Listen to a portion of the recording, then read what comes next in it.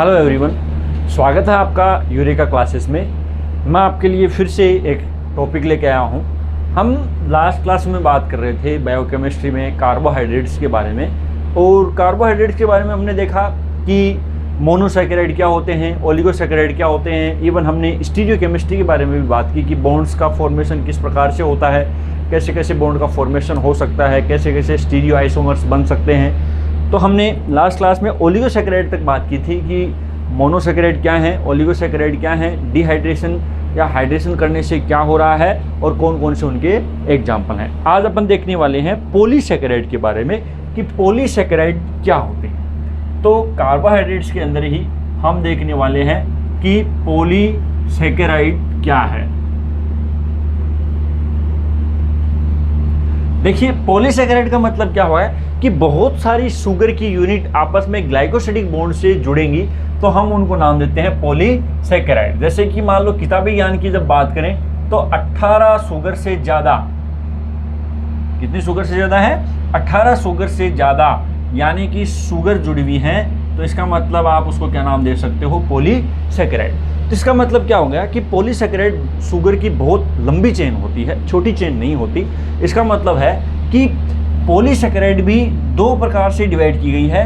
एक होती है होमोपॉलीसैकेराइड और एक होती है हेटेरोपॉलीसैकेराइड। एक तो होमोपॉलीसैकेराइड और एक हेटेरोपॉलीसैकेराइड। तो देखिए, होमोपॉलीसैकेराइड का मतलब क्या हो गया कि इसमें जो शुगर रिपीट हो रही है, यानी कि शुगर आपस में जुड़ रही है, वो सेम शुगर है। जैसे कि मान लो ग्लूकोज ग्लूकोज ग्लूकोज का रिपीटेशन हो रहा है, गैलेक्टोज गैलेक्टोज गैलेक्टोज का रिपीटेशन हो रहा है। जो रिपीट होने वाले शुगर है वो सेम प्रकार की शुगर है, तो उसको नाम क्या देंगे, होमोपॉलीसैकेराइड।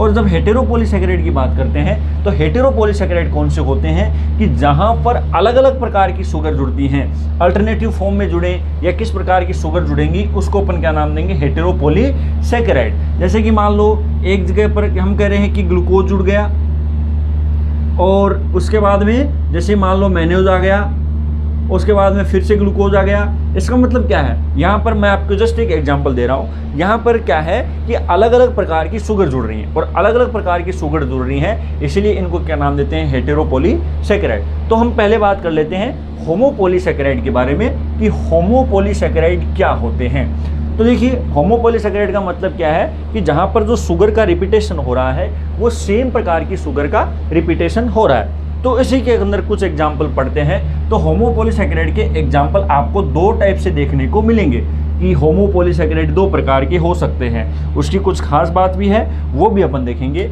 एक ऐसे होमोपॉलीसैकेराइड होते हैं जो एनर्जी स्टोरेज का काम करते हैं, या एक प्रकार से एनर्जी देने वाले होते हैं। एक होमोपॉलीसैकेराइड ऐसे होते हैं जो स्ट्रक्चरल रोल प्ले करते हैं। दो प्रकार से काम कर सकते हैं। एक ऐसे होमोपॉलीसैकेराइड जो क्या कर सकते हैं, एनर्जी करेंसी की तरह काम करेंगे, यानी एनर्जी सोर्स की तरह काम करेंगे और एनर्जी देंगे, यानी स्टोरेज फॉर्म में एनर्जी देंगे। कुछ होमोपॉलीसैकेराइड ऐसे भी होंगे जो स्ट्रक्चरल रोल प्ले करेंगे। फॉर एग्जांपल, एनर्जी स्टोरेज का क्या मतलब हो गया, जैसे कि मान लो ग्लाइकोजन है, ये ग्लाइकोजन हमको एनर्जी देता है। ग्लाइकोजन हमको क्या देगा, एनर्जी देगा।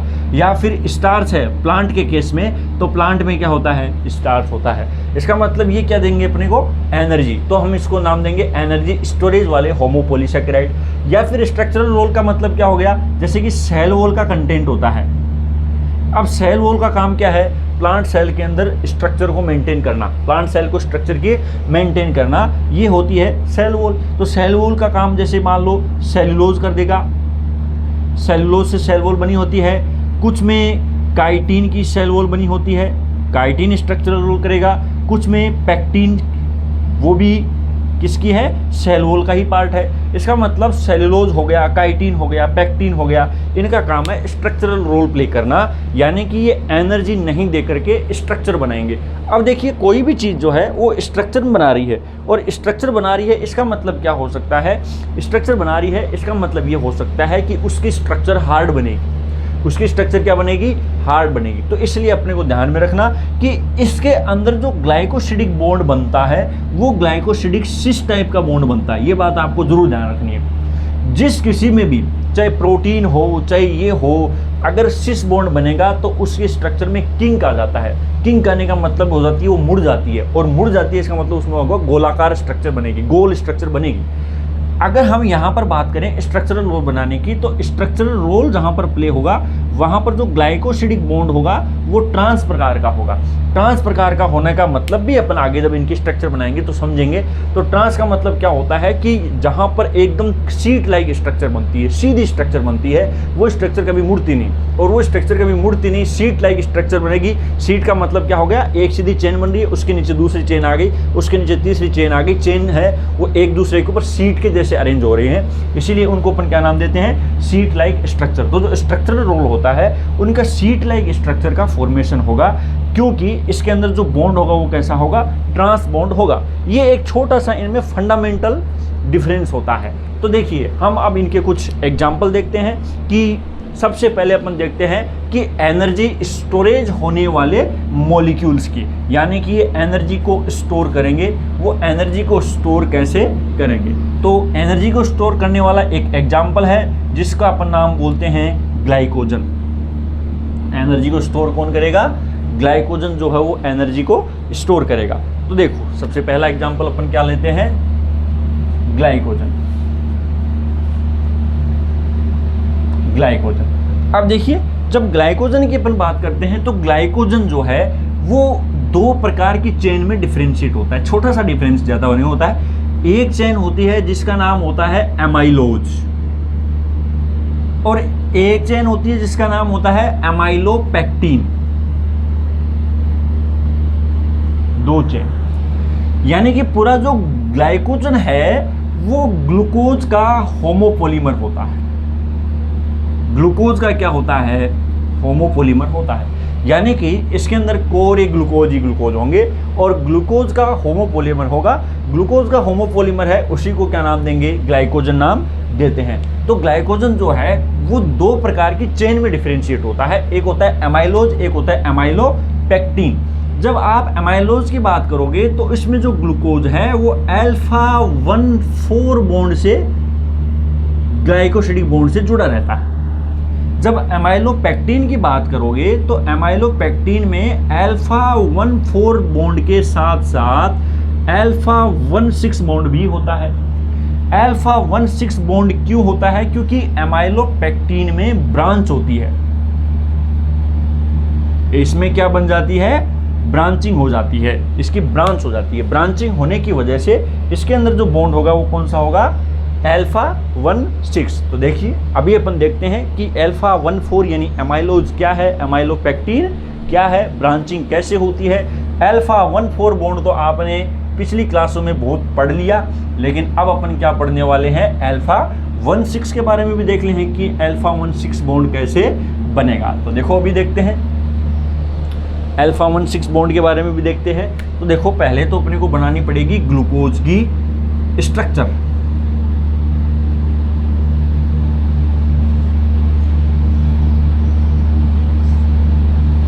ये हमारे पास ग्लूकोज की स्ट्रक्चर है।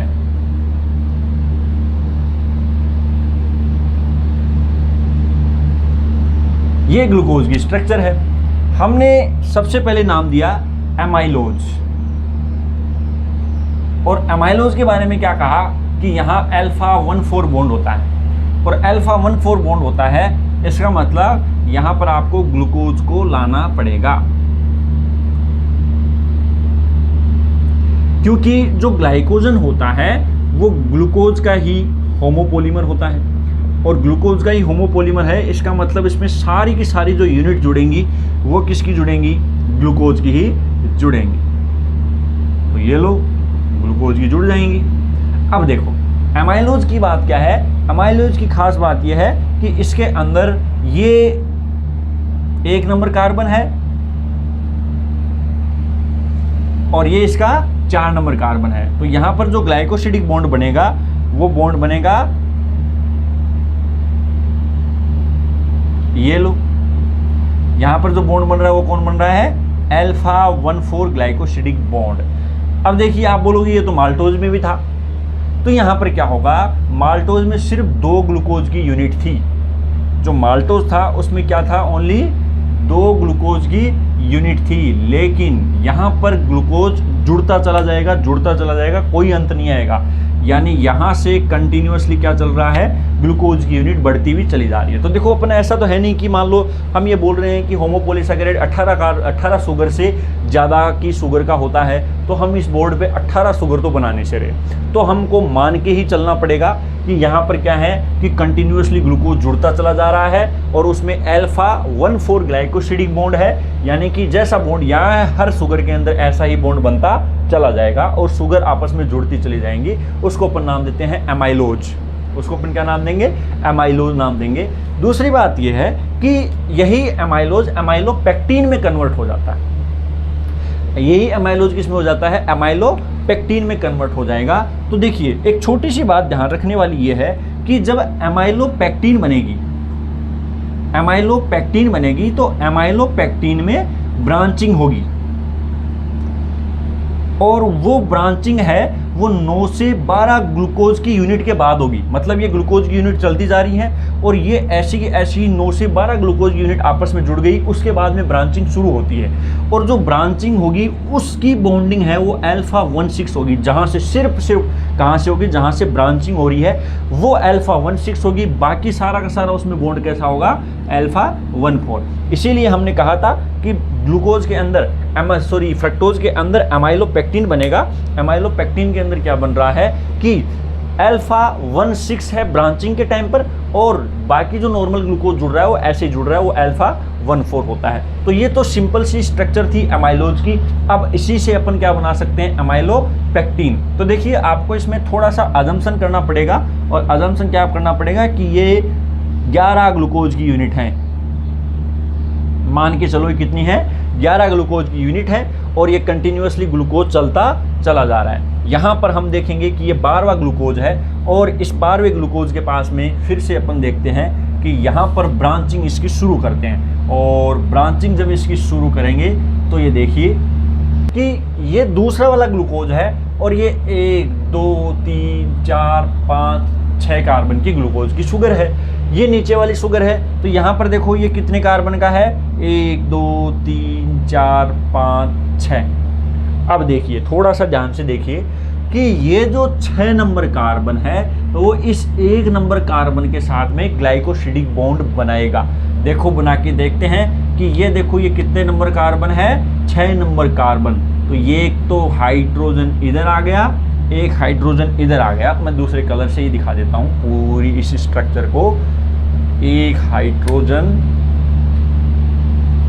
इधर आ गया, एक हाइड्रोजन इधर आ गया, क्योंकि इससे क्या निकलेगा, H2O का मॉलिक्यूल निकलेगा। अब ये कौन सा बॉन्ड हो गया, यानी कि ये OH ग्रुप नीचे था तो ये अल्फा 1 नंबर कार्बन से था तो 1, ये कितना नंबर कार्बन है, 6 नंबर कार्बन, इसलिए क्या बन गया, अल्फा 1,6 बॉन्ड। इस प्रकार से फिर देखो इसमें क्या होगा, फिर से ये जो ग्लूकोज है इससे आगे वाला ग्लूकोज कंटिन्यूअसली ग्लाइकोसिडिक बॉन्ड से जुड़ता चला जाएगा। यानी यहाँ से क्या जुड़ रहा है, आगे ग्लाइकोसिडिक बॉन्ड बन रहा है। इस चेन में 9 से 12 ग्लूकोज की यूनिट है, उसके बाद में फिर से ब्रांचिंग हो जाएगी। यहाँ से ये भी मामला चल रहा है, इसमें आगे 9 से 12 ग्लूकोज की यूनिट है, इसमें फिर से ब्रांचिंग शुरू हो जाएगी। इसका मतलब आप क्या देख पा रहे हो, इसका मतलब आप देख पा रहे हो कि प्रत्येक ब्रांच के अंदर भी ब्रांचिंग हो जाएंगी। क्यों हो जाएंगी, क्योंकि प्रत्येक ब्रांच के अंदर अगर 9 से 12 ग्लूकोज की यूनिट आ गई और 9 से 12 ग्लूकोज की यूनिट आ गई तो इसका मतलब क्या होगा कि उसके अंदर भी ब्रांचिंग होती चली जा रही है। इस प्रकार से ये कॉम्प्लेक्स स्ट्रक्चर बनती जा रही है और कॉम्प्लेक्स स्ट्रक्चर इस प्रकार से बनते से ग्लूकोज है, ये ग्लूकोज यूनिट है वो जुड़ रहे हैं। यहाँ पर ये ग्लूकोज है, ये अल्फा 1,6 है। अब यहाँ पर फिर से क्या चल रहा है, फिर से ग्लूकोज चलता जा रहा है और यहाँ पर भी क्या चल रहा है, फिर से ग्लूकोज चलता जा रहा है। फिर इसमें ब्रांचिंग हो गई, ये लो, अब ये कंटिन्यूअसली चल रहा है, फिर ये भी कंटिन्यूअसली चल रहा है, फिर इसे चल रहा है, फिर इसमें ब्रांचिंग हो गई, ये लो। तो प्रत्येक ब्रांचिंग के अंदर जो बॉन्ड होगा वो अल्फा 1,6 होगा। ब्रांचिंग के अंदर ये ब्रांचिंग अल्फा 1,6, यहाँ अल्फा 1,6, यहाँ अल्फा 1,6। प्रत्येक ब्रांचिंग के अंदर तो अल्फा 1 6 बॉन्ड होगा, बाकी पूरी स्ट्रक्चर के अंदर अल्फा 1 4, जैसे यहाँ पर अल्फा 1 4 चल रहा है, यहाँ अल्फा 1 4 चल रहा है, इसी को अपन नाम देते हैं एमाइलोपेक्टिन। तो फाइनली एमाइलोज और एमाइलोपेक्टिन दोनों मिलकर के ग्लाइकोजन की स्ट्रक्चर का फॉर्मेशन करते हैं। आप जानते हो कि जो ग्लाइकोजन जो होता है वो हमारी बॉडी में रिजर्व फूड की तरह काम करता है, रिजर्व फूड की तरह अपन उसको काम में लेते हैं। जब ग्लूकोज की अमाउंट ज़्यादा होगी, मतलब ब्लड में नॉर्मल ग्लूकोज से ज़्यादा है, सफिशिएंट अमाउंट में ग्लूकोज है, तो इंसुलिन हार्मोन की सिग्नलिंग स्टार्ट होगी और इंसुलिन हार्मोन के प्रभाव में लीवर में और हमारी स्केलेटल मसल्स के अंदर ग्लाइकोजन को स्टोर कर लिया जाएगा, जिससे फ्यूचर में ब्लड में अगर मान लो कोई ग्लूकोज की किसी प्रकार से कमी चल रही है, सफिशिएंट अमाउंट में ग्लूकोज नहीं है, तो ग्लूकागोन हार्मोन के प्रभाव में इसको वापस तोड़ा जाएगा और वापस तोड़ करके उसका क्या किया जाएगा, ग्लूकोज में कन्वर्ट कर देंगे, वो ग्लूकोज ब्लड में आ जाएगा, हमें रिजर्व फूड के रूप में एनर्जी मिल जाएगी। यही काम इसमें नॉर्मल प्रोसेस में होता है। अब कोई ये सवाल कर दे कि साहब आप ग्लूकोज के लिए ही तो स्टोर कर रहे हो, यानी कि ग्लाइकोजन किसके लिए स्टोर कर रहे हो, ग्लूकोज के लिए स्टोर कर रहे हो, तो आप डायरेक्टली ग्लूकोज को स्टोर क्यों नहीं करते? तो इसके अंदर कॉन्सेप्ट आता है ऑस्मोटिक प्रेशर का, यानी कि अगर आप सिर्फ ग्लूकोज को डायरेक्टली स्टोर करोगे तो नंबर ऑफ मॉलिक्यूल ज़्यादा हो जाएंगे, और आप जानते हो कि नंबर ऑफ मॉलिक्यूल ज़्यादा हो जाएंगे, इसका मतलब ये ऑस्मोटिक प्रेशर ज़्यादा क्रिएट करेंगे, और ऑस्मोटिक प्रेशर ज़्यादा क्रिएट करने की वजह से वहाँ पानी बहुत ज़्यादा स्टोर हो जाएगा। तो अकेले आपको ग्लूकोज को इकट्ठा करना है तो नंबर ऑफ मॉलिक्यूल ज़्यादा हो गए, और नंबर ऑफ मॉलिक्यूल ज़्यादा होने की वजह से ऑस्मोटिक प्रेशर बहुत ज़्यादा बन जाएगा, और ऑस्मोटिक प्रेशर जहाँ ज़्यादा होता है आपको पता है पानी उधर ही आता है, उसी को अपन ऑस्मोसिस नाम देते हैं। इसलिए पानी की बहुत ज़्यादा मात्रा आपको चाहिए अगर आप अकेले ग्लूकोज को स्टोर कर रहे हो तो ऑस्मोटिक बैलेंस को बनाए रखने के लिए ग्लूकोज से ग्लाइकोजन को ऐड कर दिया जाता है। क्योंकि ऑस्मोटिक बायोलॉजी के अंदर आपको क्या देखने को मिलेगा कि जैसे कि मान लो 100 ग्लूकोज की यूनिट हैं, ये 100 ग्लूकोज की यूनिट ऑस्मोटिक प्रेशर क्रिएट करेंगे, या फिर इस 100 ग्लूकोज की यूनिट से एक ग्लाइकोजन बना दोगे। 100 ग्लूकोज से क्या बना रहे हो, एक ग्लाइकोजन आप बना रहे हो, तो एक ग्लाइकोजन बना रहे हो, तो यानी ये 100 ग्लूकोज की यूनिट और एक ग्लाइकोजन और एक ग्लूकोज की यूनिट ये बराबर है। फायदा हो गया ना, यानी कि ऑस्मोटिक प्रेशर कम होगा, और ऑस्मोटिक प्रेशर कम होगा तो आपको पानी ज़्यादा स्टोर नहीं करना पड़ेगा। मेरा कहने का मतलब क्या है कि 100 ग्लूकोज की यूनिट और आप उससे एक ग्लाइकोजन बना रहे हो, तो नंबर ऑफ मॉलिक्यूल कितने हो गए, एक। यहाँ पर नंबर ऑफ मॉलिक्यूल 100 थे, और ये किसके बराबर है, एक ग्लूकोज के बराबर है। यहाँ पर मोलिकुलर वेट वगैरह ऑस्मोटिक बैलेंस बनाने के लिए मोलिकुलर वेट वगैरह साइज ऑफ मॉलिक्यूल मैटर नहीं करेगा, यहाँ पर मैटर करेगा सिर्फ नंबर ऑफ मॉलिक्यूल, यानी नंबर ऑफ मॉलिक्यूल कम कर दो तो वहाँ पर आपका ऑस्मोटिक बैलेंस है वो आराम से बन जाता है। तो इसलिए बच्चों ये ग्लाइकोजन बनाया जाता है, लेकिन ग्लूकोज के लिए ही अपन ग्लाइकोजन बनाते हैं। तो देखिए यही structure same to same starch में होती है, हम दोनों को साथ ही पढ़ने वाले हैं। यही स्ट्रक्चर सेम टू सेम किस में होगी, स्टार्च में होगी। तो जब अपन स्टार्च की बात करेंगे तो एक छोटा सा फंडामेंटल डिफरेंस है। स्टार्च के अंदर भी यही एमाइलोज एमाइलोपेक्टिन होगा, स्टार्च के अंदर भी ब्रांचिंग में अल्फा 1 6 बॉन्ड होगा, और जो ब्रांचिंग नहीं होगी कंटिन्यूस होगी उसमें अल्फा 1 4 बॉन्ड होगा, उसमें भी कोई डिफरेंस नहीं होगा। इसमें सिर्फ और सिर्फ डिफरेंस होगा कि ये जो ब्रांचिंग चल रही है 9 से 12 ग्लूकोज की यूनिट में, वो ब्रांचिंग है वो हो जाएगी 25 से 30 ग्लूकोज की यूनिट में। यानी कि ग्लाइकोजन के अंदर ग्लूकोज की यूनिट में ब्रांचिंग कहाँ से चल रही थी, 9 से 12 ग्लूकोज की यूनिट में, वो ब्रांचिंग अब यहाँ पर कितनी हो जाएगी, 25 से 30 यूनिट में। यानी कि मान लो हम ये 26 ग्लूकोज हैं और यहाँ पर आप क्या करोगे, ब्रांचिंग करना स्टार्ट करोगे। तो छोटा सा बस ब्रांचिंग का फर्क है, और स्टार्च और ग्लाइकोजन में कोई फर्क नहीं है। ये बात आपको अच्छे से ध्यान में रखनी है। तो स्टार्च जो होगा वो प्लांट के अंदर स्टोरेज फूड होगा, और ग्लाइकोजन जो होगा वो एनिमल्स का स्टोरेज फूड होगा। वही बात है, प्लांट भी स्टार्च को इसीलिए स्टोर करते हैं ताकि ऑस्मोटिक बैलेंस रहे, वरना तो वो ग्लूकोज ही स्टोर कर लेते। और यही बात है कि ग्लाइकोजन को एनिमल्स इसलिए स्टोर कर रहे हैं ताकि वो किस में हो जाए, ऑस्मोटिक बैलेंस बना के रखे। तो हम रिजर्व फूड के रूप में स्टार्च को और ग्लाइकोजन को स्टोर करते हैं। आप ये ध्यान रखना कि दोनों का कोई फर्क नहीं होता, सिर्फ ब्रांचिंग के अंदर नंबर ऑफ ग्लूकोज का फर्क होता है। ग्लाइकोजन के अंदर जो ब्रांचिंग होती है वो 9 से 12 ग्लूकोज की यूनिट के बाद होती है, और स्टार्च के अंदर जो ब्रांचिंग होगी वो 25 से 30 ग्लूकोज की यूनिट के बाद में होगी। तो इस प्रकार से ये दो एग्जाम्पल हमने पढ़े।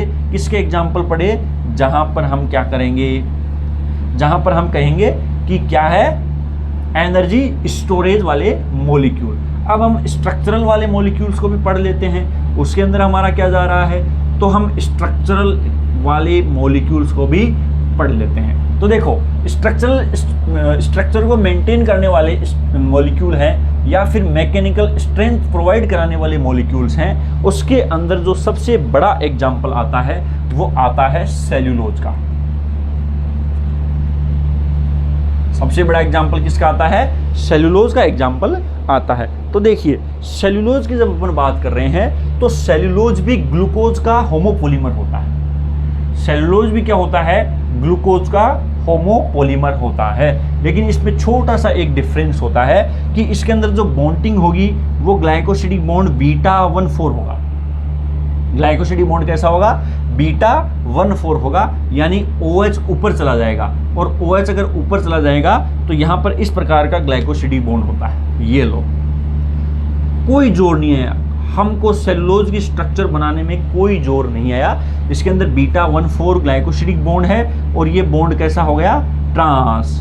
ग्लाइकोजन के अंदर कैसा था, सिस बॉन्ड था। अब देखिए इसमें मजेदार बात क्या है, इसमें मजेदार बात यह है कि जो सेल्यूलोज होता है वो अर्थ का मोस्ट अबंडेंट बायोमोलिक्यूल होता है। अर्थ का मोस्ट अबंडेंट बायोमोलिक्यूल का मतलब क्या हो गया कि अर्थ पर अगर सबसे ज़्यादा बायोमोलिक्यूल प्रेजेंट है, सबसे ज़्यादा मात्रा में जो बायोमोलिक्यूल प्रेजेंट है वो है आपका सेल्यूलोज। सेल्यूलोज क्यों है, क्योंकि अर्थ पर सबसे ज़्यादा प्लांट है, और अर्थ पर सबसे ज़्यादा प्लांट है तो सबसे ज़्यादा सेल वॉल है, और सबसे ज़्यादा सेल वॉल है तो सेल वॉल किसकी बनी होती है, सेल्यूलोज की बनी होती है। इसीलिए सेल्यूलोज को अपन बोलते हैं मोस्ट अबंडेंट बायोमोलिक्यूल। अब ये मोस्ट अबंडेंट बायोमोलिक्यूल है, क्योंकि मोस्ट अबंडेंट बायोमोलिक्यूल हो गया तो इसके लिए पढ़ना लाजमी होता है, क्योंकि ये क्या बनाता है, सेल वॉल बनाता है। यहाँ पर भी आप देखोगे कि यहाँ पर फिर से जो ग्लाइकोसिडिक बॉन्ड होगा वो क्या होता चला जाएगा, β14, यहाँ पर फिर से ऐसे चलता चलता आगे चला जा रहा है। तो सेल वॉल का एक कंटेंट होता है। फिर देखिए सेल वॉल की जब आप स्ट्रक्चर देखते हो तो ये इस प्रकार से होती है, बीच में मिडल लेमिला होती है, इसके दोनों ओर प्राइमरी सेल वॉल होती है, प्राइमरी सेल वॉल के बाहर सेकेंडरी सेल वॉल होती है। तो जो मिडल लेमिला होती है वो तो पैक्टिन की बनी होती है, सेलुलोज की नहीं बनी होती, लेकिन जो प्राइमरी सेल वॉल है वो किससे बनी होती है, सेलुलोज से। सेकेंडरी सेल वॉल है वो सेलुलोज प्लस हेमी सेलुलोज से बनी होती है। अब देखिए जब हम प्लांट को खाते हैं, जानवर प्लांट को खाते हैं, तो सेलुलोज का डाइजेशन करने के लिए सेलुलेज एंजाइम चाहिए, यानी कि इस ग्लाइकोसिडिक बॉन्ड को तोड़ने के लिए क्या चाहिए, सेलुलेज एंजाइम चाहिए। और सेलुलेज एंजाइम मोस्टली जब आप देखोगे यूकेरियोट्स में कमी देखने को मिलता है। यूकेरियोट्स में सेलुलेज एंजाइम को कमी देखने को मिलता है, मोस्टली बैक्टीरिया के अंदर मिलता है। फॉर एग्जांपल मैं आपको दूं कि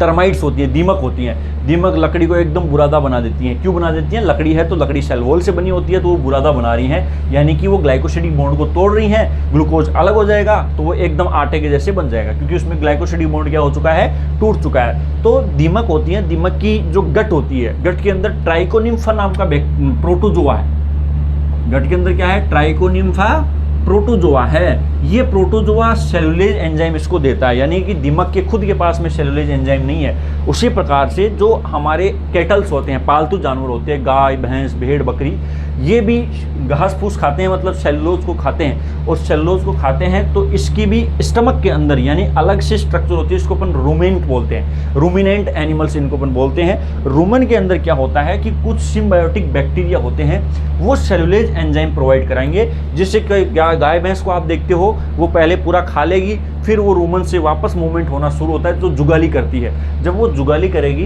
तब सेलुलेज एंजाइम का वहाँ पर डाइजेशन होगा। तो कुल मिलाकर के कहने का मतलब क्या है कि सेलुलेज एंजाइम जो होता है वो यूकेरियोटिक सेल्स के पास नहीं मिल करके प्रोकैरियोटिक, मोस्टली प्रोकैरियोटिक, हम ये तो 100% तो नहीं कह सकते, लेकिन मोस्टली प्रोकैरियोटिक सेल्स के पास में क्या मिलता है, सेलुलेज। इसलिए हमें बैक्टीरिया के साथ में सिम्बायोसिस करना पड़ेगा, हमें प्रोटोजोआ के साथ में सिम्बायोसिस करना पड़ेगा, जिससे हमको सेलुलोज से एनर्जी मिल सके। सके, क्योंकि अगर हमने सेलुलोज को तोड़ दिया तो सेलुलोज किस में कन्वर्ट होगा, ग्लूकोज में कन्वर्ट होगा, और ग्लूकोज में कन्वर्ट होगा तो हमें आराम से एनर्जी मिल जाएगी। जब हमारी भी बात करो तो हमारे अंदर भी जब आप सलाद वगैरह खाओगे, पका हुआ भोजन खाते हो, तो वहाँ पर सेलुलोज की ज़रूरत नहीं होगी, क्योंकि वहाँ पर वो टूट जाएगा, तो आपको उसकी दिक्कत नहीं है। लेकिन फिर भी लार्ज इंटेस्टाइन की बात करोगे तो वहाँ पर आप देखते हो कि बहुत सारे सिम्बायोटिक बैक्टीरिया होते हैं जो सेलुलोज को तोड़ देते हैं, ग्लूकोज में कन्वर्ट कर देंगे, लेकिन वो हमारे किसी काम का नहीं है। वो हमारे किसी काम का क्यों नहीं है? क्योंकि लार्ज इंटेस्टाइन से फूड का एब्जॉर्प्शन नहीं होता। फूड का एब्जॉर्प्शन तो स्मॉल इंटेस्टाइन में होता है। ड्यूडेनम में कंप्लीट डाइजेशन हो जाएगा, और जेजुनम, स्मॉल इंटेस्टाइन का पार्ट होता है जेजुनम, जेजुनम से एब्जॉर्प्शन हो जाएगा, और जेजुनम से आगे इलियम, इलियम से आगे आप देखोगे कि लार्ज इंटेस्टाइन आ जाएगी। तो लार्ज इंटेस्टाइन में बैक्टीरिया सेलुलोज को तोड़ेगा, ग्लूकोज बनाएगा, खुद एनर्जी ले लेगा, बदले में हमको विटामिन का सिंथेसिस करके देता है। हमारे अंदर भी सिम्बायोसिस होता है, लेकिन हमारे अंदर जैसे कि मान लो पशुओं में होता है, केटल्स में होता है, जुगाली करके वापस ग्लूकोज को काम में ले लेते हैं। हमारे अंदर ऐसी प्रोसेस नहीं है, हम जुगाली नहीं कर सकते, जैसा कि आप जानते हो। तो ये तो बात हो गई सेलुलोज की।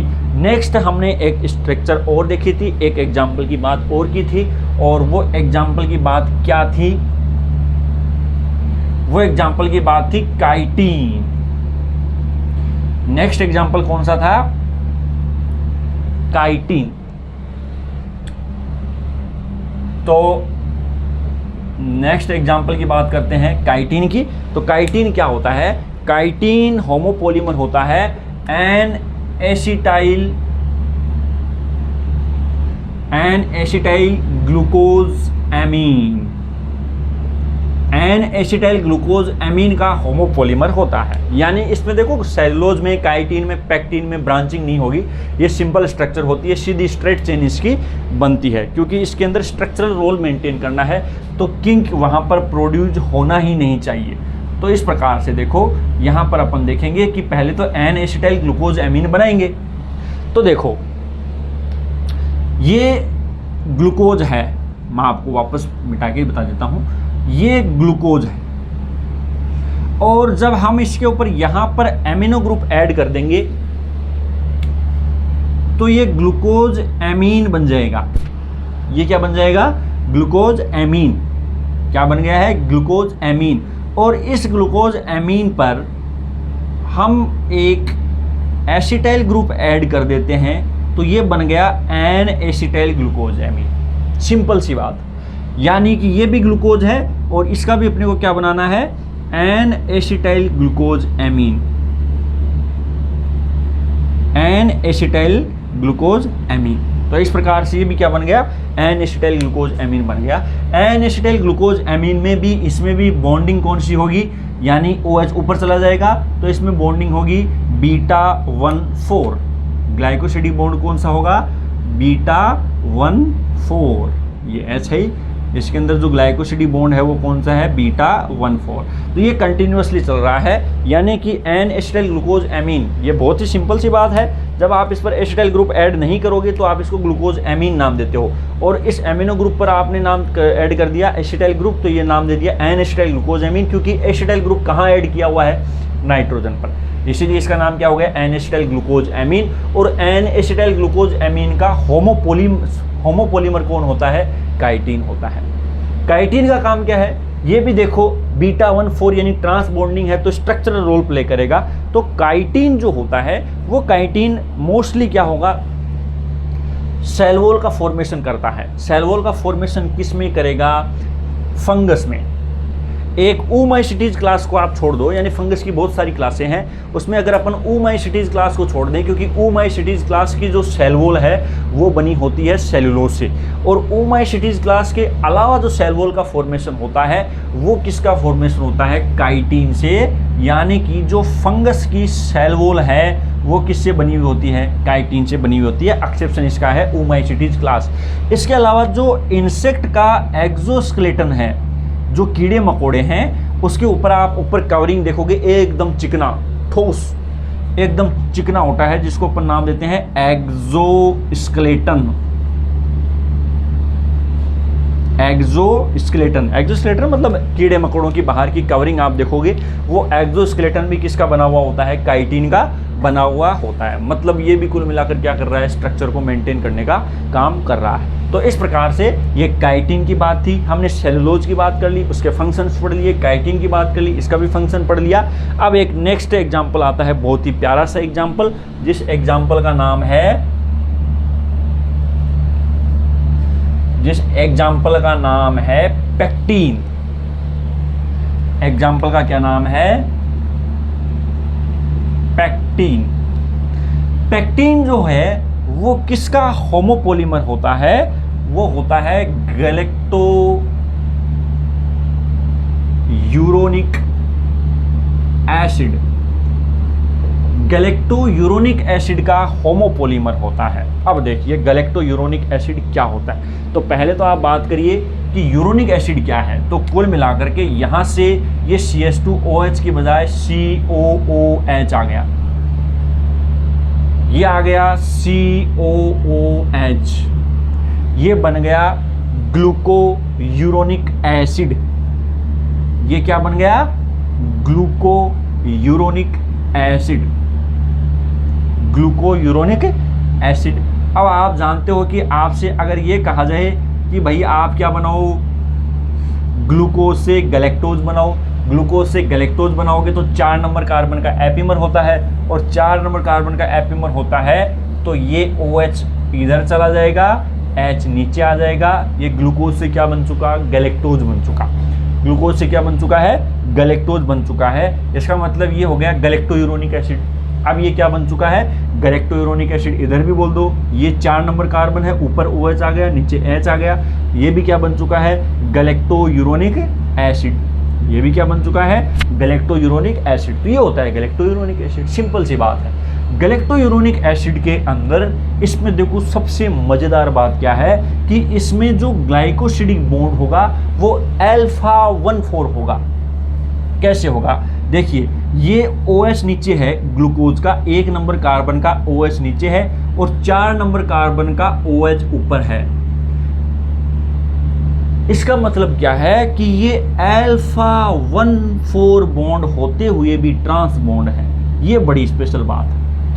यानी कि नॉर्मली जो ट्रांस बॉन्ड होते हैं वो β1,4 वाले होते हैं, लेकिन यहां पर α1,4 बॉन्ड होते हुए भी ये क्या है, ट्रांस बॉन्ड। क्यों है, क्योंकि आगे वाला जो स्ट्रक्चर है वो गैलेक्टोज का स्ट्रक्चर है, 4 नंबर कार्बन, जहां पर OH नेचुरली ऊपर होता है। अगर ये ग्लूकोज होता तो OH नीचे होता, लेकिन गैलेक्टोज है, इसका मतलब OH कहाँ है, ऊपर है। इसीलिए यहाँ पर तो नीचे वाला OH और 4 नंबर कार्बन का OH ऊपर होता है। तो ये बॉन्ड कैसा बन जाता है, ट्रांस बॉन्ड बन जाता है। और ये ट्रांस बॉन्ड बन जाएगा, इसका मतलब ये ट्रांस बॉन्ड बन रहा है, इसका मतलब क्या होगा कि ये α1,4 बॉन्ड होते हुए भी कैसा बॉन्ड है, ट्रांस बॉन्ड। ये बात थोड़ी सी ध्यान में रखने वाली है भाई, कि ये बात आपको बड़ी ही ध्यान में रखने वाली है कि α1,4 बॉन्ड होते हुए भी कैसा बॉन्ड है, ट्रांस बॉन्ड होता है। नेक्स्ट इसके काम की बात करें तो देखिए पेक्टीन की सबसे अच्छी बात क्या है कि ये जब आप सेल वॉल की स्ट्रक्चर पढ़ोगे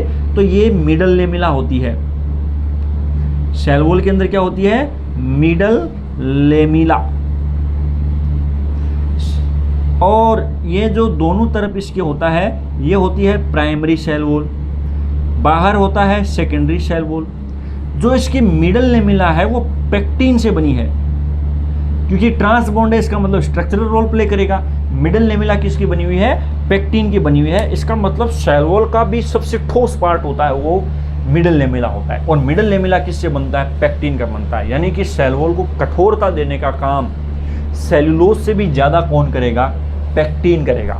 सेल वॉल को कठोरता देने का काम ज़्यादा सेलुलोज से भी ज़्यादा कौन करेगा, पेक्टीन करेगा। इसीलिए ये बात आपको ध्यान में रखनी है कि पेक्टीन जो होता है वो मिडल लेमिला बनाता है।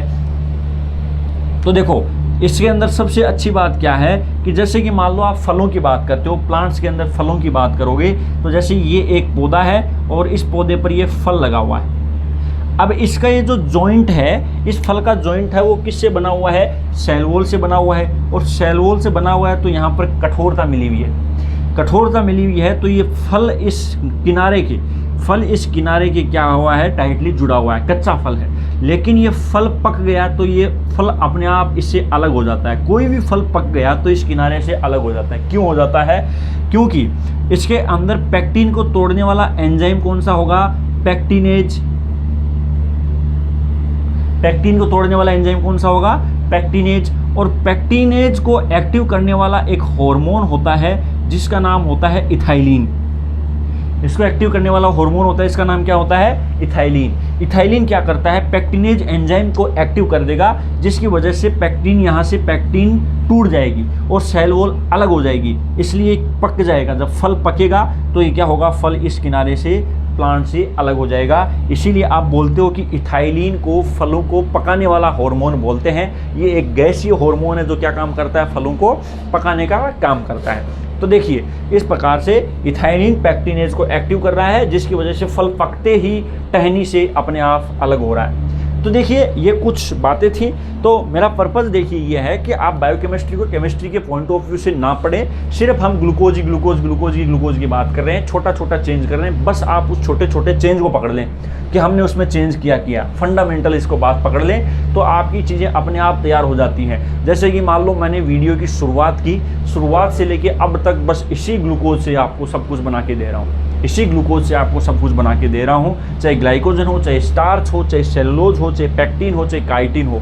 सभी चीज़ें मैं आपको इसी से दे रहा हूँ। इसीलिए इसके लोड लेने वाली बात नहीं होती है कि स्ट्रक्चर रटने की बात नहीं, रटने की बात नहीं है। आपको कुछ फंडामेंटल्स तैयार करने पड़ेंगे। कुछ फंडामेंटल्स अगर आपको याद हो गए तो उसके बाद में आप अपने आप हो जाओगे। तो थैंक यू सो मच। आज की वीडियो मुझे लगता है थोड़ा बड़ा हो गया, हम इतनी ही बात करेंगे। नेक्स्ट वीडियो में हम हेटेरोपॉलीसैकेराइड के बारे में बात करेंगे। बहुत ही मज़ेदार टॉपिक है, हेटेरोपॉलीसैकेराइड भी काफ़ी अच्छा टॉपिक है। तो नेक्स्ट वीडियो आपके लिए बहुत जल्द आ रहा है हेटेरोपॉलीसैकेराइड। तब तक